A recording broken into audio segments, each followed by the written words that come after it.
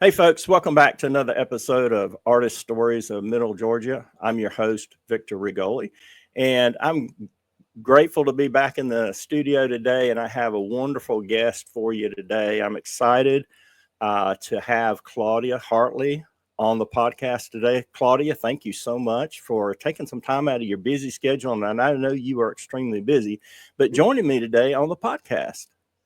Well, thank you for asking me.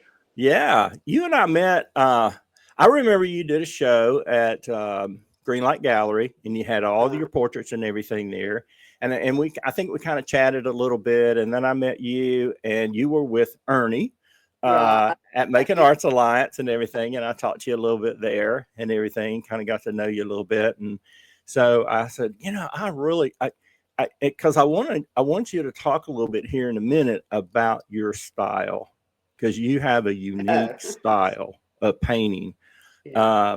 It reminds me of a little bit of Claude Monet and a little bit of Mhm. Van Gogh. It's almost like Claude Monet and Van Gogh came together and created Claudia Hartley. That's kind of how I see it. I mean, it's just like, oh my gosh, it's so creative.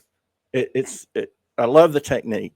So we'll talk a little bit about that in a minute. But first, and I was doing a little research, looking at your bio and that kind of thing, and find out a little bit more about you. You've been painting for a long time, and Long. you've been out on the West Coast. You've been to Arizona, New Mexico. You've done some different things. You actually went to University of Georgia. Go Dogs, which is great. Yeah. My youngest is up there now, Oh, really? graduating next year, and so we're excited about that. But anyway, tell us a little bit about yourself. Just kind of give you a little, you know, little. How did you get interested in art? Where did that come from? Were you born with a brush in your hand, or were you just, a parent or a teacher? So how did it start for Claudia? Well, I'll tell you this. Not all women will tell you this. Their age, but I just had my 80th birthday. No way. No, it's a little crazy. It's like I look in the mirror and I go, I don't You're feel. not 80. No, you're not 80. So when you say I've had a long career, you're right. And when Yeah, people would ask me through the years, when did you start doing art? I never really had an answer. right. And so I asked my mother one time, and she said, from the time you could hold something in your hand. Oh, wow. So, probably 2 years old, I guess. Wow. And the way I look at it after 80 years is it's a God given talent that I didn't give myself. I've Yeah, I've yeah. worked at it. I've practiced it. I went to the University of Georgia. I got a degree in painting and drawing. It's on an art scholarship all the way through. My intention was to get a master's degree and go on and be a college professor. That was my dream forever. And married at the end of college and had two babies, and it just didn't work out that I could continue school. It was Right. not a good marriage. It was about 20 years of a marriage with raising two boys. And then all of a sudden, I had to earn a living. Yeah. And I'd been a stay at home mom because that's what people did back then. You Yeah. married, Yeah. you stayed home with your kids, the husband went to work. And, Yeah. he didn't do dishes or change diapers or Oh, anything. wow. Yeah. It's a different time now where the Oh, men yeah. Oh, there yeah. doing. I love I've got two sons. I love to watch how they're so involved with their kids and their family. Right. It's so different. Right. It's Right. wonderful. But in my day, uh, I was born right after World War II, and we Okay. were the very, very first baby boomers, I guess. Gotcha. Gotcha. Yeah. And so after I divorced, I had done art all through my marriage, of course. When I was in art school, immediately after graduation, I got into a gallery in Atlanta. And back Okay. then, the art museum, they changed the name several times, but I don't know if it's Woodward or what they call it now. They used to call it the High Museum. I'm not Right. sure. Oh, yeah. Yeah. Yeah. Is that what they call it now? I think Okay. so. So Hmm. the High Museum used to have like a little store, but not, most of the museum stores now are like jewelry or little doodads or whatever. But Right. back then, they actually had local paintings for sale. Wow. They had whole bins under the tables. They had all these bins. Anyway, some man bought one of my paintings there, and I was so flattered right out of college. Yeah. I didn't Yeah. know who he was, but they told me he was some big collector in Atlanta or some Wow. big name. I don't even know who. I wish I knew who it was now. Right. Right. Back then, it just, I don't know, for some reason, it didn't seem like that big of a deal. But looking back, that was quite a privilege. And so it's just been like that for, when you've lived long enough and art has been your business forever, it changes with time. Like, for instance, when Right. I was raising babies, oh my goodness, I actually painted plastic mugs and plates for babies in a store in Atlanta. Wow. And there was a time when I was painting sweatshirts and t-shirts. Oh, wow. So as, whatever I could fit in a marriage. Right. Right. And then eventually I volunteered at my kids' public school in Vinings. I don't know if you know the Vinings area of Atlanta. I grew up in Buckhead, which was Okay. a nice area, but I mean, it was such a laid back area back when I Right. went there. It's so Right. huge now. But when my kids started school at the public grammar school, they didn't have an art program. And so Oh. there was a lady there, Peggy Austrian, who since passed away, who was wonderful. And she started an art program. And about, I don't know, maybe 15 or 20 of us volunteered.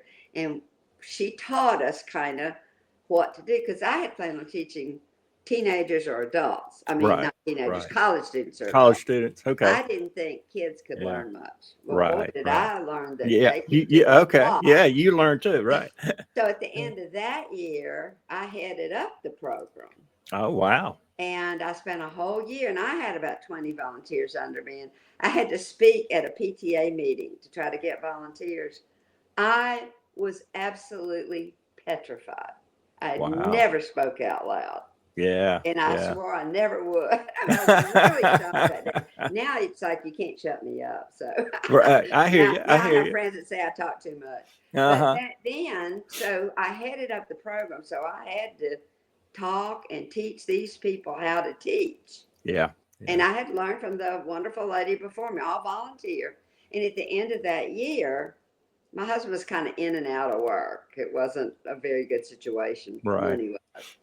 And at the end of that year, I thought to myself, instead of going and getting minimum wage jobs at Sears and Right. customer Right. service, different things I'd had to do, Right. the gift wrapping at Christmas to pull a Right. little money, I thought, I think I could get paid to do this. Yeah. And so we had a big playroom in our basement. It was like a daylight basement with sliding doors. And so I started teaching art down there, just to some neighbor kids and, Yeah. Yeah. and adults, That's how it grew. And then Wow. after my divorce, when I had to really earn a living, Right. I opened my own art school in Atlanta. Well, the first job I had was actually selling cars. Really? John Smith Chevrolet. In 3 weeks, I quit in tears. Oh, yeah. But I learned something from that, so Yeah. that was Yeah. interesting. And then I illustrated Bible stories for a man. He had a commercial realty firm, but he was doing a jail ministry. Oh, really? And so I illustrated for a year just whatever he told me he wanted. And all I have Okay. is a Xerox machine. Oh, wow. That- Yeah. No other thing to you, just by hand drawing. Yeah. To draw. Well, after a year, I thought, I don't like being alone, just sitting here all day at a drawing board. Right. So I went back to Georgia State University for a whole year just to get a teaching certificate. It didn't count toward a master's or anything. Right. But right. anyway, so I did that. And by the end of that, just some things that happened that I didn't like too much and other things I did like. And Right. so I thought, I don't want to teach in a school system. I'm just Yeah. going to Yeah. keep teaching on my own. So Right. I wound up, I had 2 years to live in the house I was in Vinings. And Okay. then I had to be out of it. So I taught my basement for 2 years. It grew. And then I taught in Vinings in an antique house up there, rented a room. And then that fizzled out after 2 years. Mm-hmm. And then I wound up with a big studio in Buckhead. And I had about 100 students a week. Wow. That was mostly private school kids, like people like the owners of the Falcons kids came, you know. It Oh, was just, wow. and here was me who was still kind of nervous about stuff. Anyway, it grew into that, and then I wound up with some health problems due to 9 nose operations, which Oh, bless your heart. and I couldn't function anymore. I Mm, almost couldn't walk at times, and thought I'd wind up in a wheelchair. And I became ultra chemically sensitive, so the paints began to bother me. And the main way I was going to earn my living was portrait painting. And I was in the Atlanta Portrait right. Society, and I was doing oil portraits. And I'd gotten up to like $5,000 or $6,000 a painting. I was so excited, that they Right, could pay right, me to do this, and I loved right. it. And I had done just a few little bright modern paintings. I mean, we're talking little, not very big Hmm, at all. hmm. And had put them in a home Christmas show in Vinings. I was the only artist in there. The other people were like things they'd sewn or jewelry, Right. or, it wasn't even an art show. And a year later, a lady walked into my Buckhead studio, my school, and she said, I saw those a year ago. Wow. And she actually was a Christian, and she said her ministry was to help artists build a reputation. And so she said, can I take 2 or 3 of your paintings and let's just try it for a few months and see what happens? I said, sure. And she said, now I'm a mother. My kids are still at school. So this is going to be on the side. It's not a full-time job. I said, Right. that's fine with me. I didn't think much of it. She took a few paintings with her. She came back an hour later with a check. Oh, wow. Yeah. And You're kidding. we both looked at each other and does that tell you Yeah. something? And then we found out we had a lot in common. We wound up praying together. And the whole time I was with her, and she eventually opened a big gallery in Atlanta. And she's retired and sold it now. Right. But when I was with her, there were just 3 of us. And she was new at it. And How about that? That and is so neat. her name was Ann Irwin. And she has Ann Irwin Fine Arts in Atlanta. They still use that name, but she Oh, do they? retired. Okay. One of the best galleries in Atlanta. Wow. So she How grew and about I that? grew, and we used to laugh when we finally parted ways, in a friendly way. But Right. we realized God had put us together to learn from each other. Gallery owners usually don't understand artists. Right. Artists don't understand gallery owners. And Right. I've heard so many squabbles through the years between the gallery and the artist. So I try to now kind of mentor and guide artists how to approach a gallery and what they're thinking and how you should respond. And Right. so I always wanted to write a We pamphlet. all need that. Well, see, I We always wanted definitely to write a do. little Yeah. pamphlet that on this page would be like, say, pricing, and this page would be pricing. This would be the artist view, and this would be the gallery view. And then you turn the page, and maybe you'd have like advertising. Mm-hmm. Until you have both views, because there's nothing, it's like never the twain shall meet. Right. Lots of arguments between, and Oh, when you yeah. find a good gallery, it's wonderful. Somebody done a great gallery for 20-something years Yeah. in Scottsdale. Yeah. Wow. So after I left Atlanta, the reason I left Atlanta was because of the health situation with the paints. I Okay. moved in with a cousin in Phoenix who was born and raised out there. Yeah, I that's never going met from one side of the country to the next, Yeah, I never So it's met like, her wow. before, and it was I didn't know my real father. I was actually born in California, and I never knew Oh, him. He left okay. when I was an infant, and so this was the first relative I'd ever met, a cousin and an uncle in Phoenix. And I found out my mom knew he was a writer, and I always wanted to write, but I just never get around to it. I do some, but not a Mm-hmm. lot. And then what my mother didn't know was he worked for one of the Hollywood studios. He painted and taught painting to some of the movie stars. How about that? So I thought, Wow. oh, it's genetic. Yeah. Anyway, so I moved It's in out your blood. there. It's in your DNA, Yeah. right? Yeah. So I moved out there to Phoenix and lived with a cousin for 6 months in the winter to see if I could paint outside with the fresh air and no rain, no mold, sunshine, 24 hours, every day of the year, not 24 hours. We did get Right. dark. Yeah. But anyway, so I went back to Atlanta and I had bought a house, and I had sold my house and I moved out there Mm-hmm. to see if I could live. I thought I was actually dying. So it was Yeah. pretty bad. And out there, I got diagnosed with fibromyalgia, chronic fatigue syndrome, and chemical sensitivity. It was very serious. Right. And I wound up on disability. So that was tough. So all these years I've done, this is what I'd love to encourage people to. All these years, all the career I've had in art, that's been my fun part of my life, was done with disabilities. Wow. So you can do a lot. You can do it. Yeah. There's a You lot know, of things people you can do what you do, can, you know. It's you just do what you exactly. can. Yeah. So anyway, that's sort of how I got where I am. And then I had a back injury 6 years ago, and my cousin had died. We had become like sisters. We traveled all up. We Yeah. pulled a pop-up camper for 5 months around the country. Oh my And goodness. I I think did I saw something in your bio about that, you know. Yeah, I did 4 Yeah. sketchbooks, and we were on the Empire State Building 12 days before 9/11 and the terrorist attacks. So it was quite an interesting trip. I tried to get Wow. PBS or somebody to do a film on it because I had film footage and sketchbooks and journaling and pamphlets I'd picked up and books, and it was quite a trip. But we also got to go to Ireland and see where our Irish side had come from. So Okay. that was fun. But So you anyway, got she some. died. I injured my back, fractured 3 vertebrae, and Oh, so I thought I'm gonna move. I need to move back near my kids.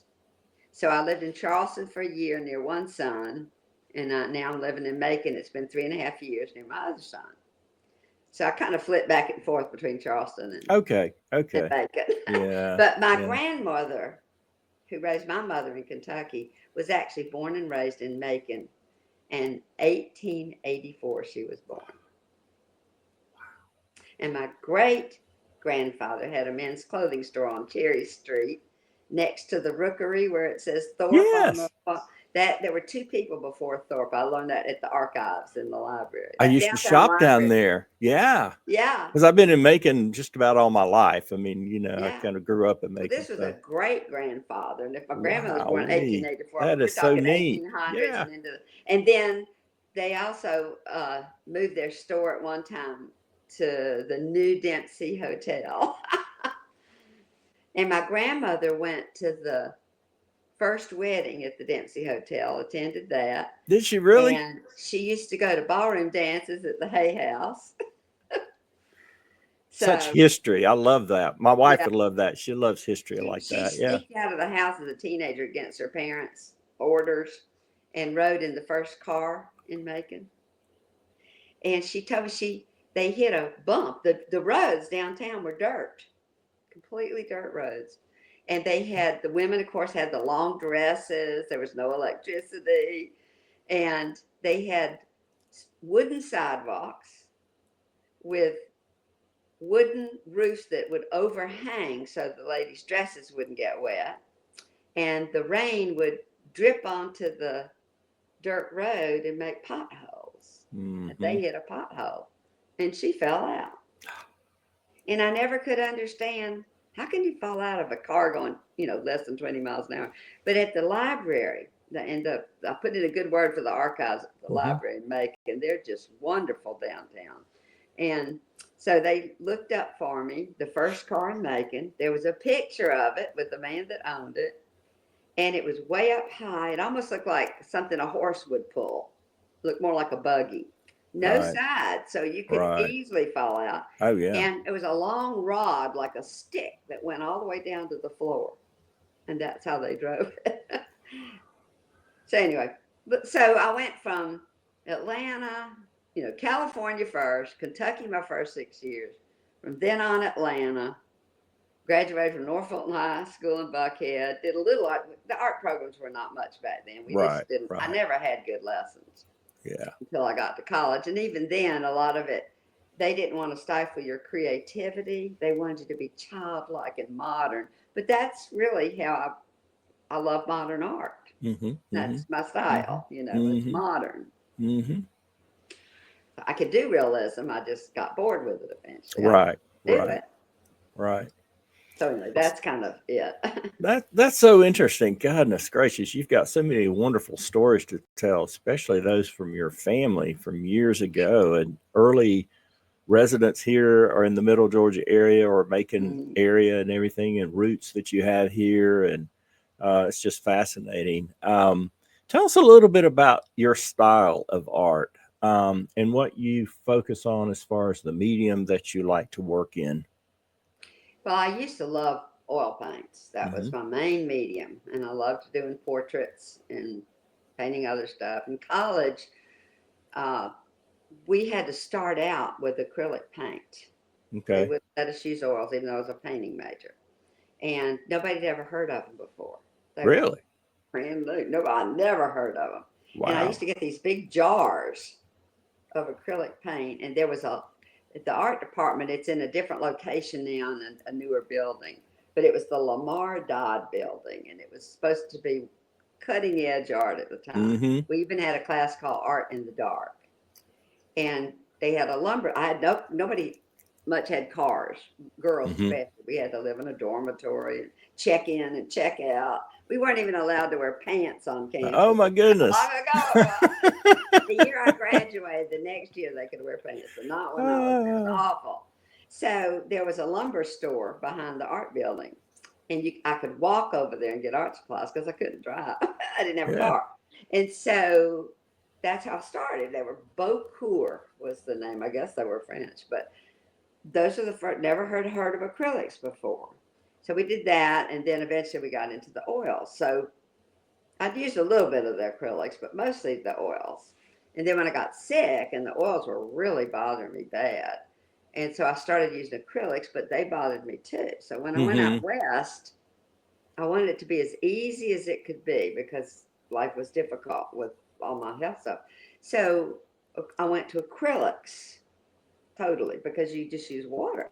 Hmm. Hmm. And of course, they dry fast. They do. It was Yeah. pretty tough in the desert. Oh, I can imagine. Yeah.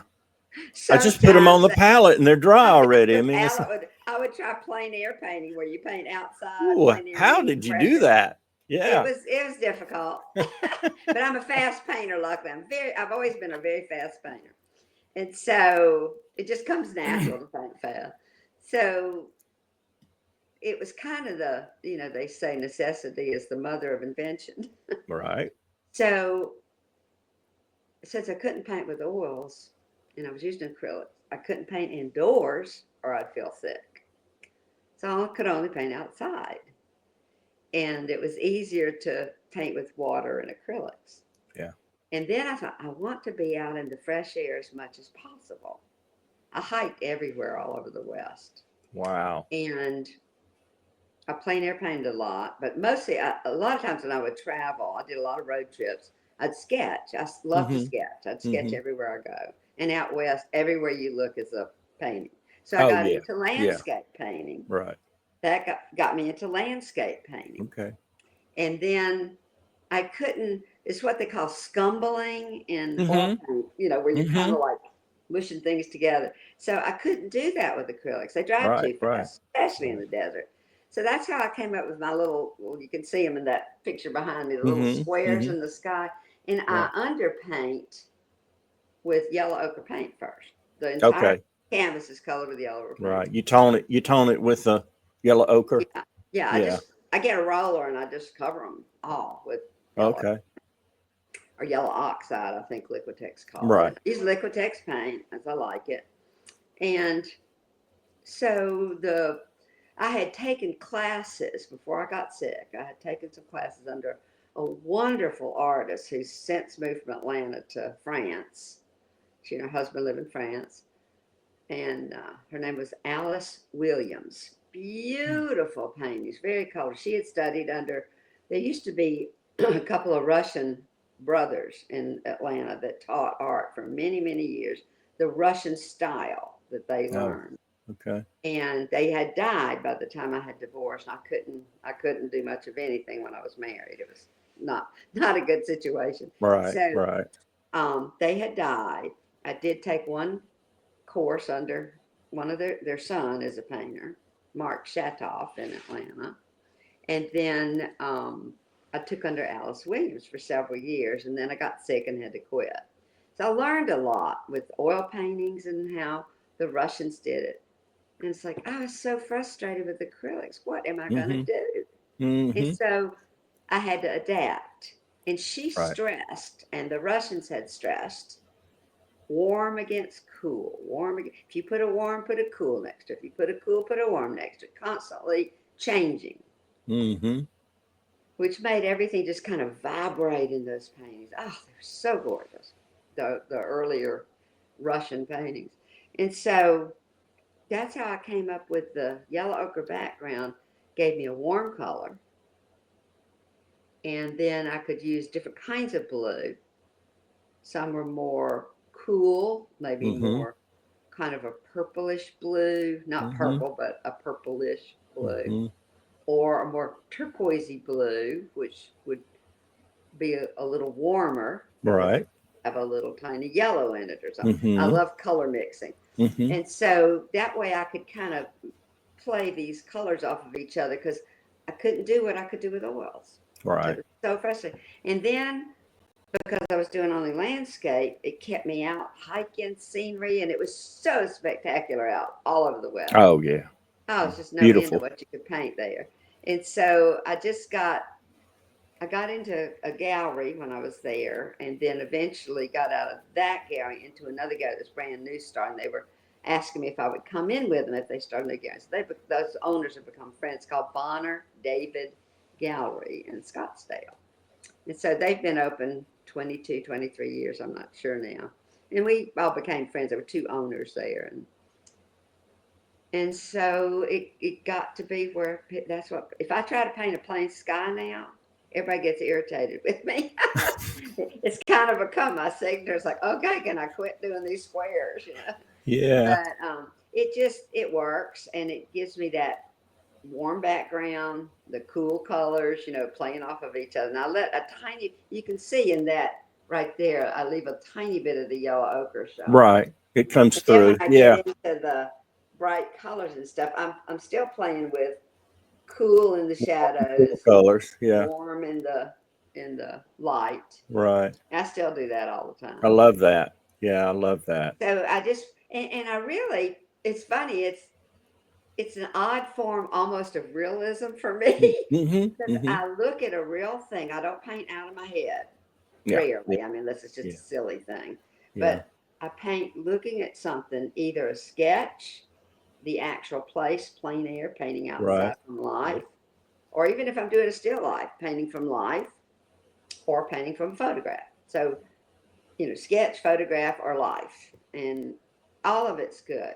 But I've painted from life so much through the years. I mean, in college, a long time ago, we weren't even in the 60s, we weren't allowed to use photographs. They thought that was beneath a true artist. Really? Mm-hmm. Yeah. They really looked down on it at the time. And so, of course, eventually it became okay, but quickly. It's like artists through the centuries have always used whatever tools they have, whatever's available. Right. So that's how it evolved into this sort of modern style of mine. When people ask me, what's the name of your style? I say, it doesn't have one. Right. It's mine. Yeah. Now, a lot of people try to copy it, but it's a lot more complicated than people think. It looks simple, but I am constantly playing cool against warm, cool against warm. I can draw well, so the drawing is pretty correct. I work really hard at the drawing, and if I transpose like a sketch drawing onto a huge canvas, I mean, sometimes they're 48 by 60 or 72. I mean, I've done huge paintings, which I've decided I'm not doing those anymore at my age. I just recently told I turned down a commission for a 72-inch painting. Wow. I went, I think I just can't do those anymore. Yeah. It's hard to lift and move around. So wow. 30 by 40 used to be my smallest painting. And so now that's going to be my largest. That's large for me, 30 by 40 or 36 by 48. Yeah. But the big ones are so powerful. Have you ever been to the Booth Museum in Cartersville? No, but I've heard about it. And you've got a workshop coming up there, right? I do. Tell 26, us about that real quick. I want to learn 26 more and about 27 that. this month. It's a 2-day painting workshop with me. Everybody will complete at least one painting and maybe two, hopefully two. Usually I do 3-day or 4-day workshops. So 2 days, a little bit more of a push. And the title of it is Abstracting the Landscape. Because I find that people that have painted with oils struggle with acrylics. They may try them and get frustrated and never do them again. Yeah, I'm one of those. Yeah, See, I do oil paintings. I've Yeah. tried a little bit with acrylic. I think I just need encouragement and coaching, and in that direction maybe a little bit. But anyway, keep well, going. it's like if you think of it this way: if you were a kid, let's say you're 6 years old, and you took piano lessons for 6 months and you never took again. Now you're this age, whatever age. I'm 80, you're whatever. I'm 67. There Yeah. you go. Okay. Yeah. So you want to play a piano, but that was the only time you ever played in your life. Well, you're going to have to start from scratch, and you're going to need lessons. I mean, a few people are born that can play a piano by ear naturally, but most people have to have lessons. Yeah. And I just happened to be born with the ability to draw, but I didn't know how to paint really. So in college, they didn't really give us lessons on painting. They guided us a little, but not much. Mostly we were to experiment on our own. So I did a lot of experimenting. And that's why I had wanted to be a college professor, so I could experiment. So when I teach my workshop, like this one that's the 26th and 27th coming up, from 9 to 4 at the Booth Museum, they have a separate building called the Booth Academy.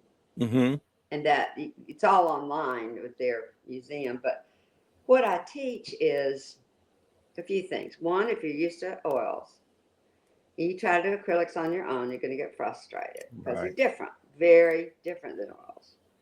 I teach totally different when I used to teach oil classes. I teach very differently when I'm teaching acrylic. Not the same method at all. Right. And then if they want to modernize, which some people want to, but they don't have a clue how. All they know is realism. And so then I show them how to move to, how do you do modern? How do you abstract something? And so the word abstract is a little different than people kind of use them like they're the same word, but they're not. Abstract and non-representational. Non-representational is what people think of when they think of abstract, which is just, color and movement and whatever.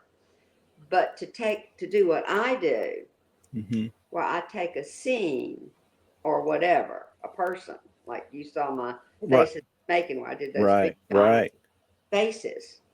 They were still acrylic, but I was trying to make them look not really a portrait, but I wanted it to look exactly like the person. Right. It was just my challenge to myself. But when I'm teaching this abstracting the landscape, abstract means you're looking at something, whether it be a person, a still life, a scene, and you alter it. You change it somehow. You could do extreme changes or minimal changes.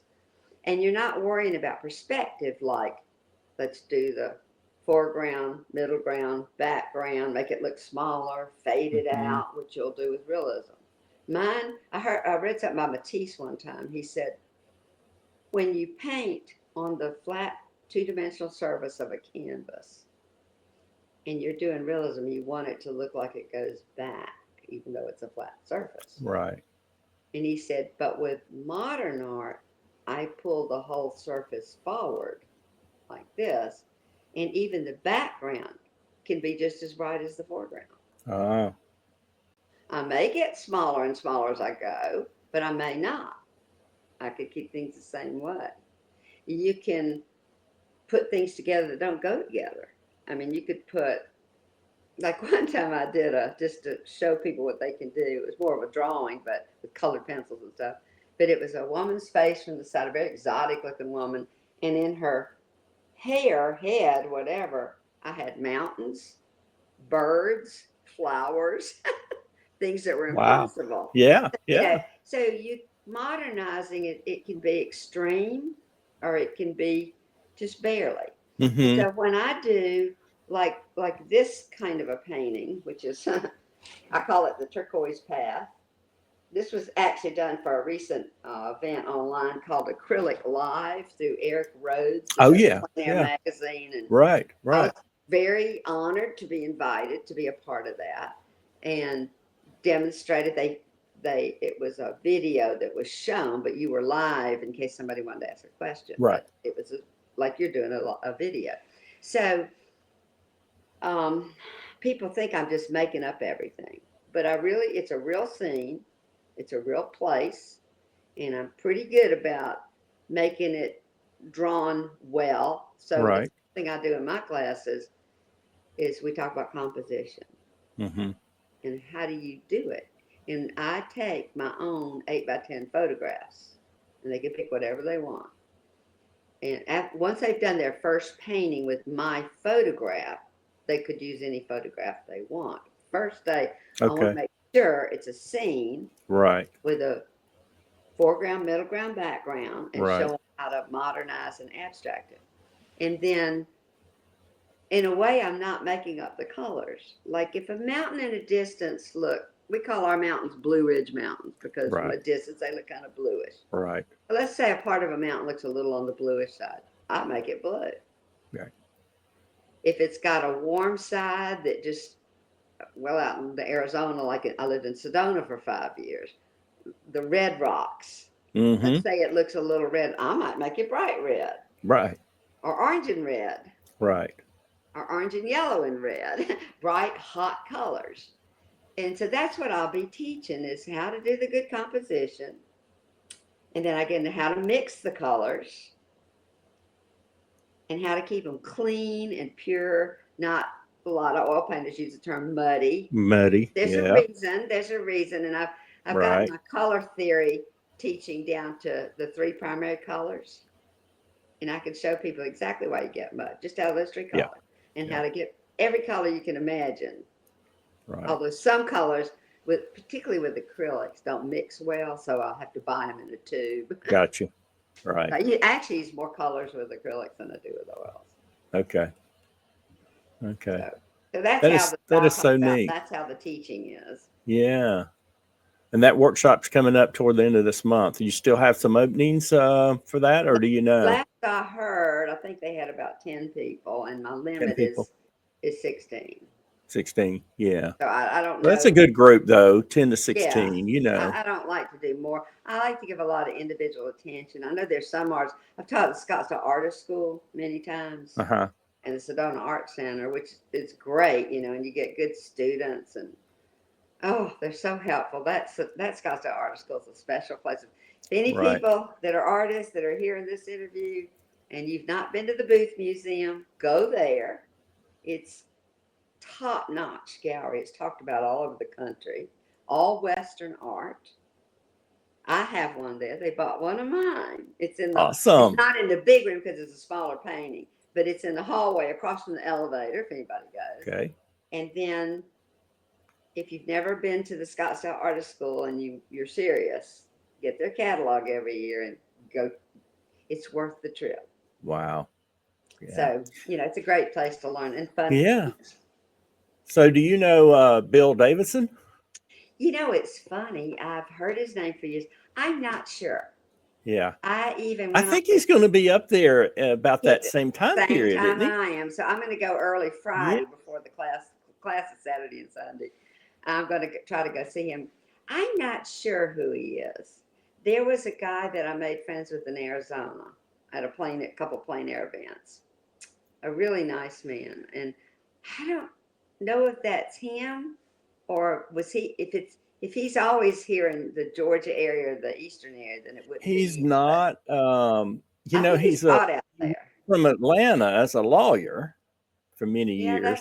I don't know that I've met him. Yeah. I'm not sure, but I want to go up and meet him because he's teaching. Go meet him. Yeah. Pardon me. I think he's doing a 4-day workshop. I think so. But he'll also be there the 2 days I'm painting too. Okay. Yeah. So I'm going to try to go early and see if I can see his meet class, him. Yeah. Because I've heard nice things about him. Yeah. I've got a tutorial of his from Paint Too, part of Eric Rhodes, Oh, Eric Rose, yeah. yeah. And I follow Eric, and I love his Sunday coffee emails that he sends out, and I'll Did read you see the those one Sunday this month? morning. I love it. I And did I'll watch too. Art School Live sometimes, Uh-huh. and check that Did, out. did you But by any Bill, chance see that acrylic live one? I'll be checking that out for But sure. the thing is I didn't know they were going to do this, but the way they did it, people signed up for acrylic live, Hmm. and I was one of the people advertised in the Plein Air magazine and all that. But then when they actually did it, they had an extra day before the 3-day acrylic live started. And they put me in that because Oh, wow. they said I was good with beginners. I actually love teaching beginners because I know how afraid people get. Yeah. Yeah. And I'm because I've taught kids and adults and And every you've probably teenager. taught hundreds and hundreds, if not thousands of people. I know. I wonder You how know, many I've taught. you ought to sit down and start adding them up, and you'd probably be surprised as to how many lives you've touched in I an hope artistic that. way. Well, that's You know, my goal. I love to yeah, paint, and yeah, the joy I get out of teaching is encouraging people. right, right. And this world's got some hard stuff in it. It And does. my paintings, I hope, bring a little joy into the world. And the comment I Yeah, usually I get, think you had something on there in your bio about happy. that's the comment Yeah, I get the most. right. I say that all the time. So that's good. I bring a little joy in that way. And Yeah, then the other way is helping people learn to paint. yeah, And way back yeah. when I had my art school in Atlanta, in Buckhead, and I had kids, first graders and teenagers and adults. Now with the internet and Facebook, every once in a while, some former student from that day and time will contact me, and it's so fun. Some of them have got their own children now, and they'll Yeah. tell me they quote me Oh, to wow. the kids, things How like, about that? because I'm not just an art teacher, I'm an encourager. I want to encourage people, about being too shy or. I used to have a portfolio show, and I'd make the kids get up, and they all had to speak. But all the kids would be around them, and I would be right behind them, and I'd always say, "Now, if you forget, it's okay. I'll speak Yeah, for you." yeah, right, Because I had been so shy, nobody helped me get out of it. So right. I get all kind of comments like that, and then some of the students that have found me years later, this is the highest compliment I can get because of me. They're now professional artists. Well, there was an Oh, interview recently, and I can't remember her name, but Eric Odell, Eric. uh Do you huh. know Eric Odell? Okay. I interviewed him, and then I follow him, and he put something out there on Facebook or Instagram about this artist. And so I went and read the article, and she mentioned taking lessons from I know. Claudia Hartley. I'm sure it was Nancy Shippen, only she's now Nancy Shippen Live and Good. Yes, She yes. was actually my first student at 10 years old, What? Really? and she's been Oh my special goodness. ever since. That And that is so I neat. knew her mother. I used to have an antique shop in Vinings, Okay. and I knew her mother, who also had an antique shop in the same area, before I ever knew her.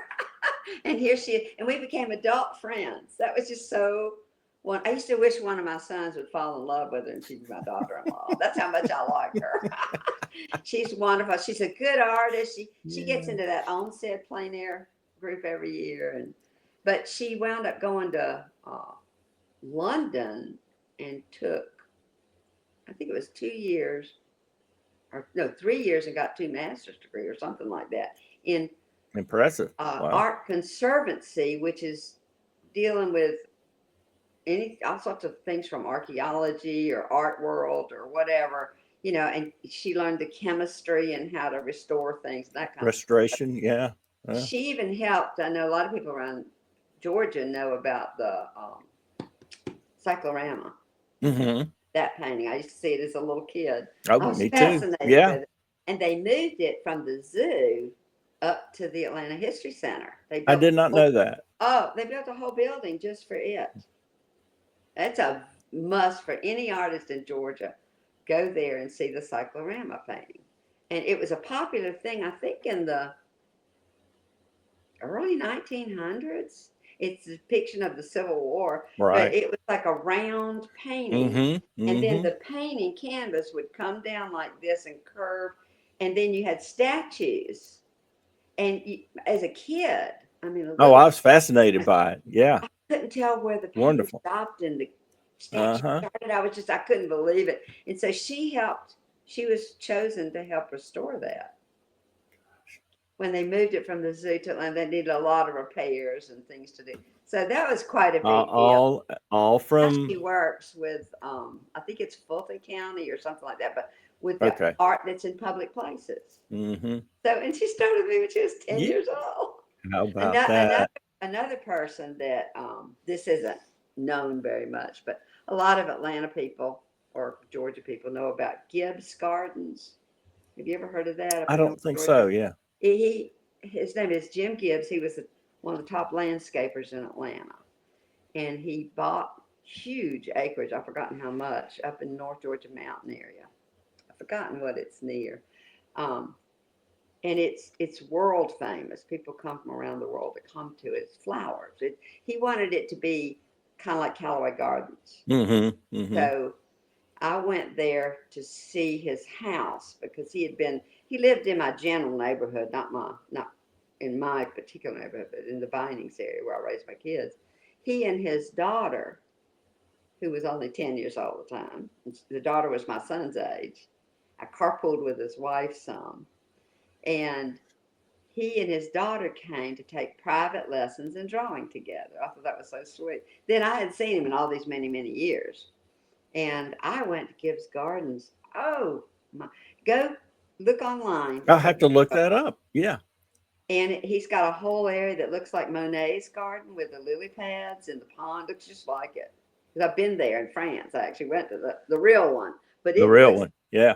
I heard from a friend who lives up that way that when he first opened his Japanese garden area, the people from Japan, I think it was Japan, came to look at it because they wanted to learn from him.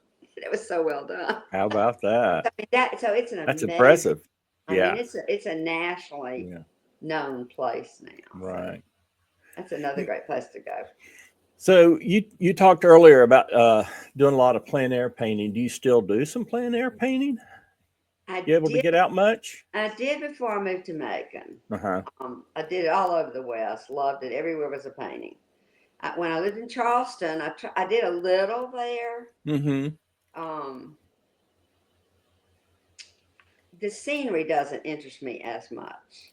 And then when I moved to Macon, I struggle with, we don't have like great scenery. We don't have great hiking trails. We don't have anything that's magnificent or awesome or, that's why tourists don't come here. It's not a tourist attraction. Yeah. So Charleston was a tourist attraction. Right. But I didn't want to do buildings. I just didn't want to do them. And I painted, I worked with a little gallery there a little bit. Well, I was in two different galleries at one time in Charleston because I had moved there like 15 years ago. I lived there too. And I got kind of bored with, once you've done a few marsh scenes and a few ocean scenes and a few birds, there isn't anything else in there. Right. Little palmettos and some of the jungly looking stuff. But, it's kind of the same old. Where out west, the variety is unbelievable. Right. And what even got me doing scenes really was when I was in college. I had never traveled. So I'd never seen really good museums. And the High Museum was okay, but it really wasn't famous back then. And all I have are books. And then in the art history classes, which we had to take a ton of those, there was this huge screen. And it was filmed back then, I think. Maybe slides. And I fell in love with Matisse and with Cézanne, Gauguin, and Cézanne especially. His scenery was these little houses, and they were just blocky. He didn't put windows on them or details or, he really simplified them. And you would get that layered look, mountains, middle ground, valleys, And so I've been to Provence a couple of times, and I didn't plein air paint, but I sketch everywhere I go. So I fill sketchbooks with, and I paint from those sketches for years. I painted from them. And that layered look, which I can't get in Macon. That's why I did those faces. Right. To me, I can't find anything that interests me here to paint, except the variety of faces and hairdos here. And at first it really bothered me because I was so used to the West, but after a while, well, that's silly. That's creative. All those crazy hairdos. Right. That's and right. then I just got fascinated with Yeah. it. I think I want to paint some of these. Okay. It took a while to get my nerve to ask the first guy to let me paint him. He was, I don't know if you remember the one with the hat. So, and if somebody goes on my website, it's just claudiahartley.com, but I have one whole section that's just faces of Macon. Yeah. And so then I just got fascinated with the faces here. Yeah. So yeah. But you're right about, I've done a little bit of plein air painting and I want to do more, but, I'm a Southern Coast, Jekyll, St. Simons, Brunswick. I'm a marsh painter. I love that's what I'm passionate about, but I do other stuff too. And I'm starting to do other things, some architecture, buildings and that kind of thing, and just experimenting with different stuff. But, and I want to do some plein air, painting, but there's not a lot here in Middle Georgia, that it's not this wonderful, Teton Mountains or, rivers and streams and, the desert and, other things like that, the beautiful sunsets and sunrises and stuff. And it's just, what do you have? And it's like, I could paint buildings downtown in Macon because I love the architecture in Macon. I mean, it's just wonderful, and I've even thought about, I was downtown Macon several months ago, and I was just overwhelmed at the number of churches in downtown Macon. As you probably are aware, you got St. Joseph's, and then you got the Baptist church right across the street. And then there's a couple other churches around the corner, and even on Mulberry Street. Church. I'm not Catholic, but that Catholic church. It's beautiful. Beautiful. When I first came to Macon this time, because I lived here once before, I'd never seen the inside of that. Well, I have a great grandfather who came from Bavaria, and nobody ever knew where he was buried. But his daughter was married to my great grandfather that had the men's clothing store in Macon. So she would have been my great grandmother.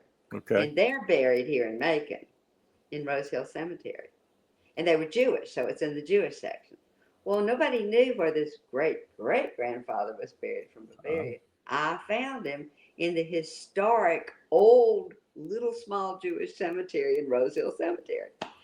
And nobody knew. So I guess after his wife died, he was in Pennsylvania. He must have come down. He had been like the goldsmith and silversmith to the king and queen of Bavaria or something crazy like that. So when I saw the Catholic church here and those stained glass windows, I'd only seen it from the outside. And there's a historic marker in front of it. And the stained glass artist was from Bavaria. And I went, now, isn't that interesting? Catholic church, and my real father that I said I never knew was Catholic Irish. But I didn't know that side. So when I met my cousin in Phoenix and we got to be like sisters, we did genealogy together. So I'd only known my Jewish side. Well, here now I learned all this Catholic side. So I was fascinated that there was a Bavarian artist that did the Catholic church windows. And here's my Jewish Bavarian great grandfather buried in Rose Hill Cemetery. But I looked up and it was closed, or it was like 5 or 6 o'clock, and there were some ladies coming out of, I guess they worked in the office in the parking lot. And I said, oh, I'd love to see the inside sometime. When's an appropriate time? And said, oh, you can go in now. This side door is always open. So I went in there. I was the only person in there. And the organist was practicing for their Christmas music. I videotaped it. And I was in there for 2 hours. I couldn't leave. I sat down. I walked around. I took photos, still photos of all Right. the windows because they're Right. gorgeous, just gorgeous with the light from outside coming through. Right. And then the whole time I had this background music of the guy. Oh, that's wonderful. It was Yeah. it was one of those moments Fabulous. I'll never forget. That was probably my favorite thing that's ever happened to Macon. You had That a was private Christmas oh, organ concert there at for St. free. Joseph's Catholic Church. Yeah. And I got to Yeah. see the windows and know that the guy was from Bavaria, you know, and I thought, I wonder if he and my great great great Who grandfather ever knew each could be other. related somehow or another. You never know. Again, that art coming down, he was a silversmith. He supposedly, this great great grandfather did a fancy banister at the Capitol in Washington. And it was to go to the old Senate and House. And I contacted, but the family story was because he was Jewish, they wouldn't put his name on a plaque.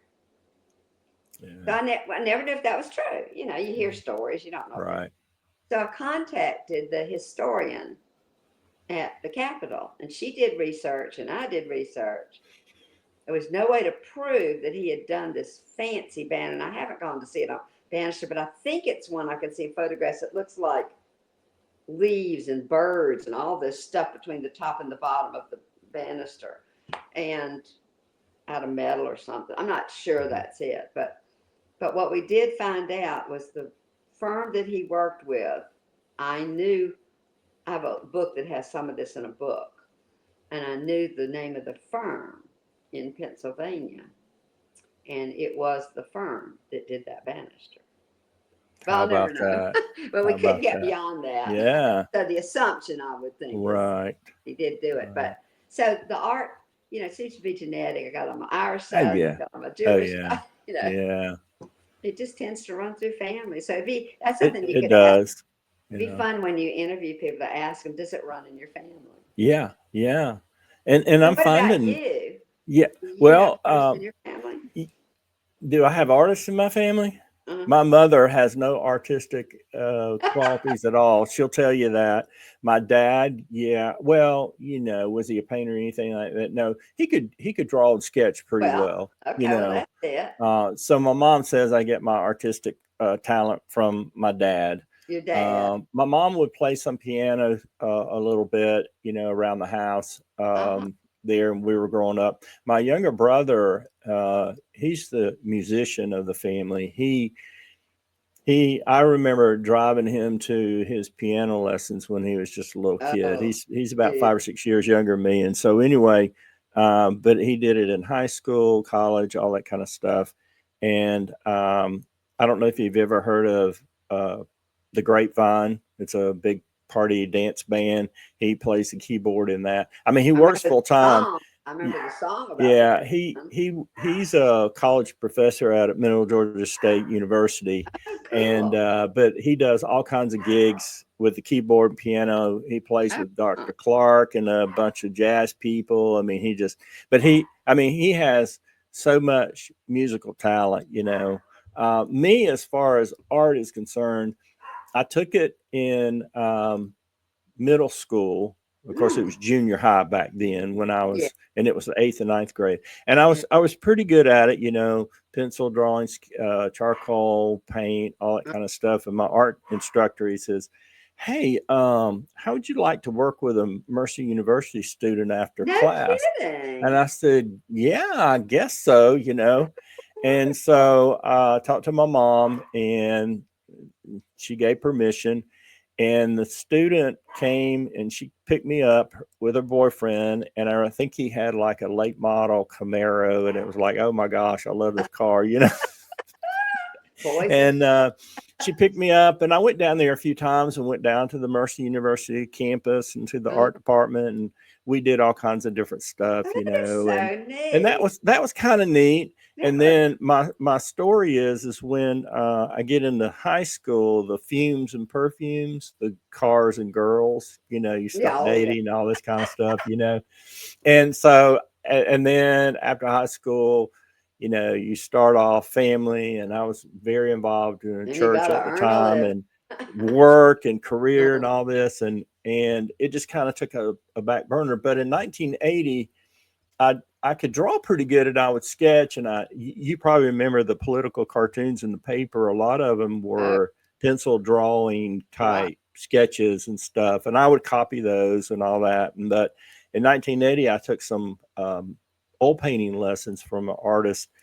I was trying to remember her name, and I can't for the life of me. But she had a studio out on Forsyth, across from Idle Hour Country Club, and the little place along in there. And she had a studio, and I went several times. And I found it was in my middle son's bedroom, and he had moved out recently, and I saw my very first oil painting that I did. No And kidding, you yeah, have. yeah, it's That's 1980, and cute. it's like, oh my gosh. And it was you know, it's kind of monochrome type, grays and dark blues and grays and stuff. And but anyway, yeah, it was kind of Were you neat. in high school? I was out of high school at the time, but Oh, it it's was when you're just, taking the classes. yeah, when I was taking the classes. But um, it So just, yeah, as you was know, what was your career? I was in IT. I got into Oh, information technology, and I did that for yeah. years and years and years. But in 2020, January 2020, we're at one of the craft stores in town here in I'm in Warner Robins, and I guess I always gravitate toward the art department. Something in my All the blood, supplies, whatever. You know, paint tubes and I ended canvases. up in there. My wife went one direction, I went in this direction. She found me, and I was looking at stuff, and she said, I got this gift card for Christmas to Hobby Lobby. Why don't you buy you some paints and some canvases and Oh, stuff? she's gonna let you use it. Oh, And yeah, and so the rest is history. That was 5.5 years ago. good And for you. You should come to my workshop. I'll teach you how to modernize. Use well, acrylic stuff. I want to come. I want to come to your studio. I want to take a tour and take some pictures, and I'd like to do Well, a I follow up. don't A even follow really up. have it. I'm in a Yeah. little duplex condo right now, and I paint in a corner of a room, so I don't really have a Well, studio anymore. maybe I'll come and see some of your paintings. How about There that? you But go. yeah, yeah. Life is But different since I moved to Macon. yeah, yeah. I can imagine. But yeah, I mean, I love it. I mean, I'm more realism, I guess, not so much impressionistic.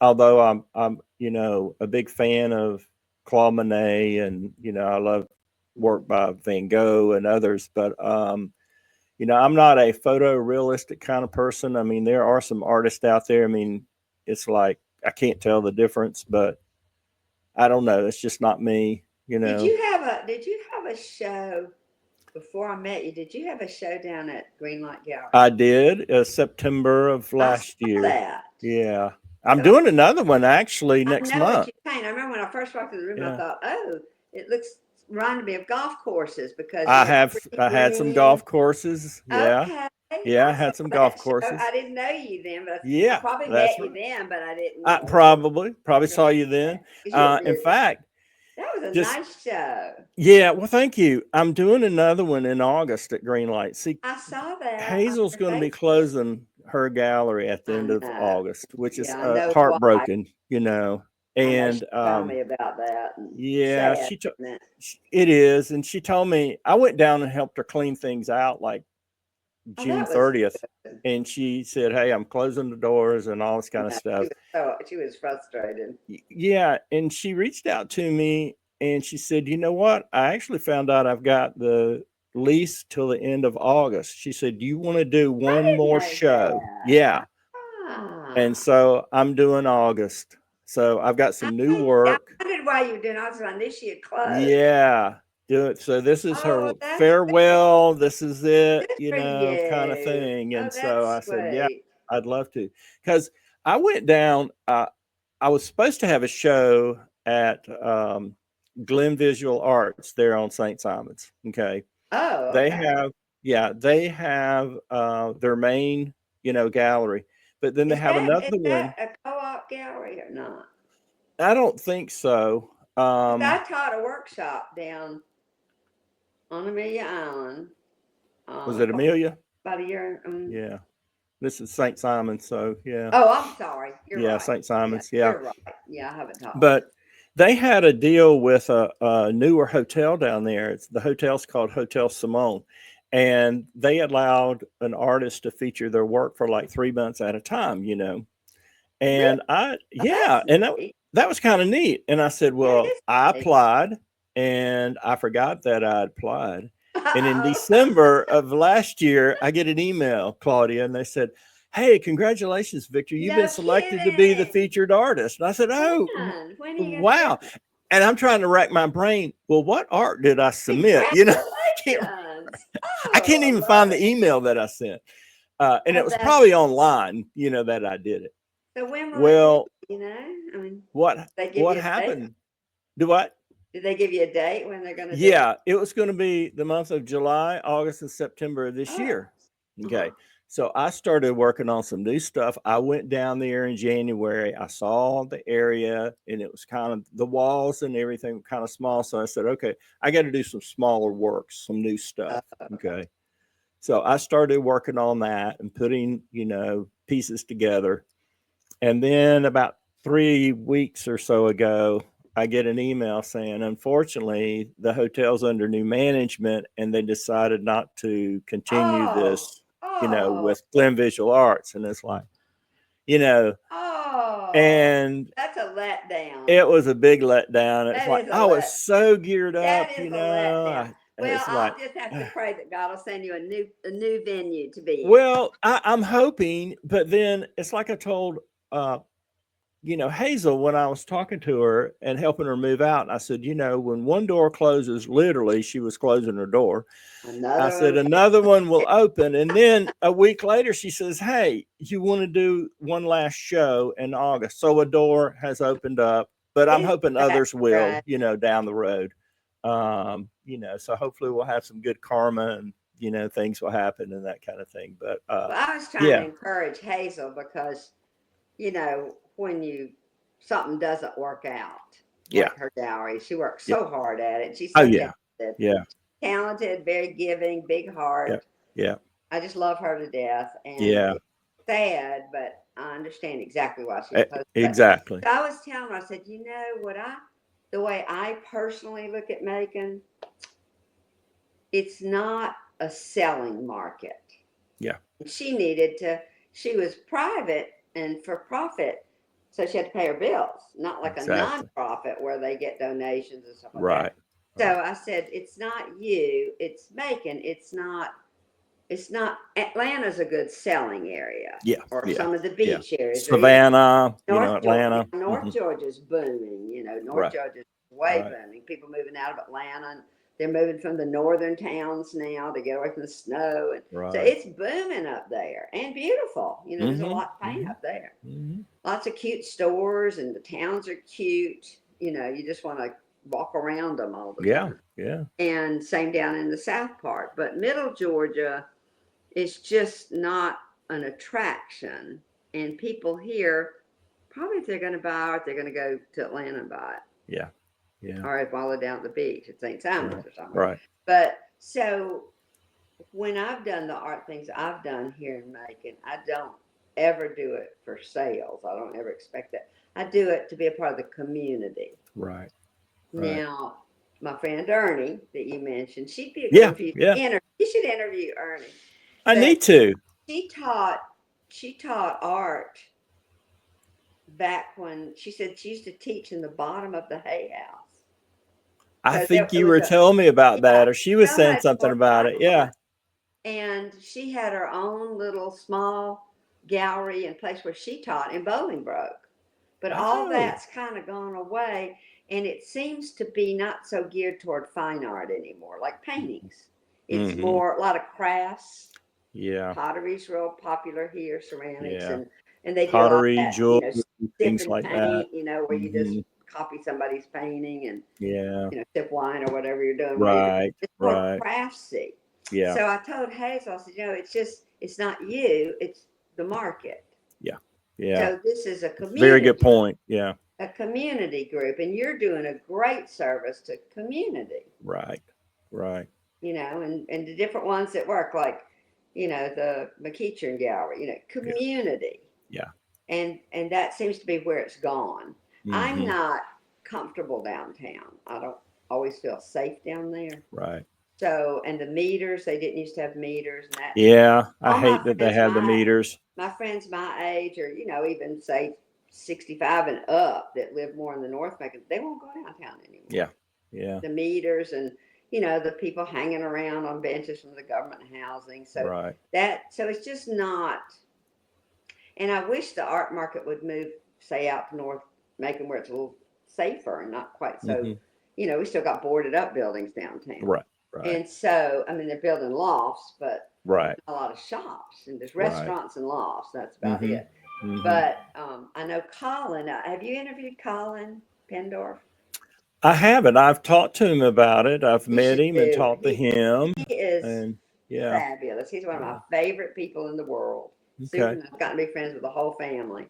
Okay. And he does, music's a big thing for him too, but he also can draw well, and he tries to create all these art events, but they just don't go anywhere much. Yeah.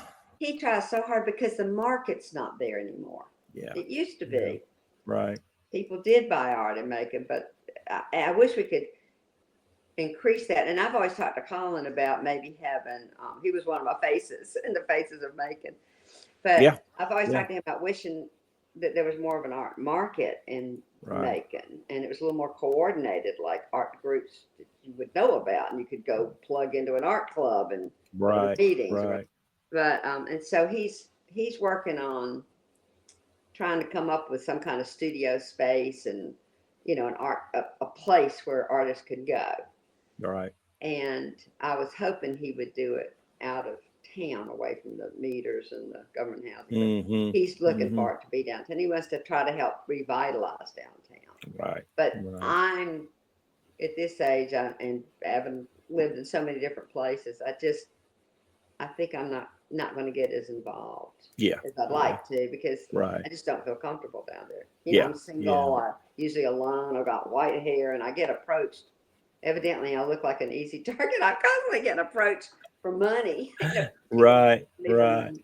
So anyway, but I hope Yeah. Colin comes up with something really good. I do too. I'd love to sit down and talk with him, either, do an interview with him, of course, but just to sit down and let's brainstorm, because, I'm in Warner Robins, and Warner Robins has no art scene whatsoever, even though and whoever's out there from the Middle Georgia Art Society, I'm sorry, but it's to me, it's more arts and crafts kind of thing. Mm-hmm. It's not something that really is promoting fine art, because Warner Robins has no downtown. If you're gonna, about that. there's no downtown. I mean, they're trying to take what used to be Commercial Circle and create a buildings down there. I was hoping they would be more like 2-story, kind of the architecture of what you find downtown in Macon, because I've been to some places where they incorporate a small amphitheater, they incorporate other venue type things, restaurants and stuff like that, to really bring people down. But what you'd have to do is not just do it right there where the Commercial Circle is. You've got to go out away from that because of some of the Blythe and other rundown areas. So you got to clean that up too, to attract people, down there. Perry would probably be the next place, because it, little Perry, Georgia, it does have a downtown. I love the downtown. We'll go down there on Saturdays sometimes and eat lunch and walk around and shop and stuff like that. And I think it would have more. And there's some artists that live here in Warner Robins, Perry, and we're really trying to get, Perry going. So it's a struggle, but I've even talked to other artists about doing plein air painting, but it's like, well, where do you go? And one person says, well, one time we went up to Forsyth, there was something up in Forsyth, and it's like, okay, but I wish there was, something you could worth painting. But anyway, but I tell you, we've been talking about an hour and 15 minutes almost. Really? Claudia. Yeah. Well, I mean, it's like an hour and 14 something minutes. And I have thoroughly enjoyed it. We could talk another hour. We'll have to get together for coffee sometime and just We chat. definitely will. I We would love definitely that. will. Because I can easily drive up to Macon. I can meet you. I'd love to. I tell you what, we'll talk after this, but I'd love to go and have coffee with you and Ernie and Oh, anybody else, you know, that would and be just, so yeah, fun. we'd have so much fun and talk and everything and That's just what I spend time. tried to get. I tried really hard my first couple of years here to get together a group. I was in a huge art club Yeah. in Yeah. Phoenix and Right. Scottsdale area, and huge studio tours every year. I mean, 6 days of studio tours with maybe 5 or 6 artists in each home. You get to see Right. these gorgeous homes, gorgeous scenery, Right. and in 6 days I couldn't see them all. Yeah. Still Oh, could yeah. you couldn't Oh, even yeah. see them all, and Oh, every one yeah. of them were top notch. Yeah. And so Yeah. I missed that. So I tried to find a way to form a little art club here, but I don't want to head it up. I'm just getting too. I'm more tired than I used to be. I don't have the energy I used to have. Yeah. And Yeah. but to Do, have do you a club that could meet once just to talk art. Do you know, do you know Micah Gojin? I do. Remember I've met Micah? him. Okay. Right. You know, he's moved up to North Georgia now. I didn't know that. Yeah, he at Good the for him. Have a end lot of more art June, up he there. was moving up. You know, and I took some lessons from him and I got to meet some other artists through him, and we have a small group. Yeah, And I've been in some of you those groups. know, I've joined about everything I could find to yeah. join, but it's And still there's not. It's not what I think of as an art club or an art group. let's talk about that Okay, I would when we love go to to, coffee or and we'll get breakfast or Ernie in on. whatever. Okay. Yeah. Yeah, Bring Ernie in on it. Yeah. Yeah. that'd Because be fun. I'd love to talk about that. But yeah. Yeah. So this Yeah, has been great. Thank you so much. And thanks everybody for tuning in and watching this episode. I tell you what, it has just been a joy sitting down here and talking with Claudia. I've learned so much about you and about art and got all kinds of ideas about things that are coming up. But thank you so much. Guys, thanks for tuning in. Please like and subscribe to the channel. We're trying to help it grow. Send this out to your friends, co-workers, family members, fellow artists. We're just trying to get it out there. We're trying to let people know that, hey, this exists. We're trying to tell stories about artists and to help them out a little bit, to give them some recognition and to let people know, hey, how do you get in touch with them? But thanks for tuning in, and we'll see you guys in the next episode.